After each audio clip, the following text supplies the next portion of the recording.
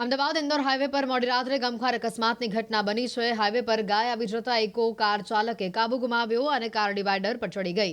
આ અકસ્માતમાં 4 લોકોના કમકમાટીભર્યા મોત થયા છે। મળતી માહિતી અનુસાર ગુરુવારે મોડી રાત્રે કટલાલ નજીકના હાઈવે ઉપર GJ35N 1079 નંબરની એક કાર પૂરપાટ ઝડપે પસાર થઈ રહી હતી અને તે વખતે રસ્તા પર અચાનક ગાય આવી જતા ચાલકે ગાડી પરથી કાબુ ગુમાવ્યો હતો, પરંતુ સ્ટીયરિંગ પરથી કાબુ ગુમાવતા કાર ડિવાઈડર પર ચડી ગઈ અને લોખંડના પોલ સાથે તે અથડાઈ ગઈ। આ ઘટનાના પગલે અન્ય રાહદારીઓ પણ ઘટના સ્થળે ઊભા રહી ગયા હતા અને કારમાં બેઠેલા લોકોને બહાર કાઢવાનો પ્રયાસ હાથ ધરવામાં આવ્યો।